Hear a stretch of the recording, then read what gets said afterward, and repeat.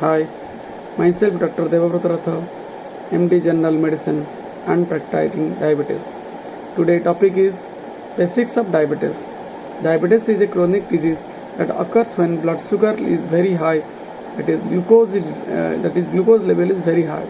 Glucose is derived from food we eat. In diabetes, pancreas is no longer able to make insulin, or the body cannot make good use of the insulin it produces. Insulin helps glucose pass from the bloodstream into the cells in the body to produce energy. All carbohydrate foods are broken down into glucose in the food in the blood. There are three main types of diabetes, that is type 1, type 2 and gestational. Type 1 diabetes can develop at any age but occurs most frequently in children and adolescents. When you have type 1 diabetes, your blood produces very little or no insulin, which means that you need daily insulin injections to maintain blood glucose levels under control.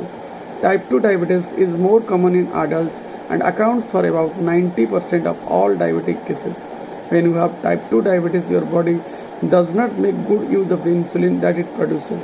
Several risk factors are associated with type 2 diabetes, namely family history of diabetes, being overweight or obese, unhealthy diet, physical inactivity, increasing age, high blood pressure level, etc.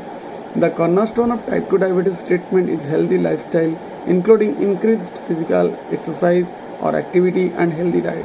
However, over time, most people with type 2 diabetes will require oral drugs and or insulin to keep their blood glucose under control. Gestational diabetes is a type of diabetes that consists of high blood glucose during pregnancy. It is associated with complications to both mother and child. It usually disappears after pregnancy, but women affected and their children are at increased risk for developing type 2 diabetes later in the life. Thanking you all.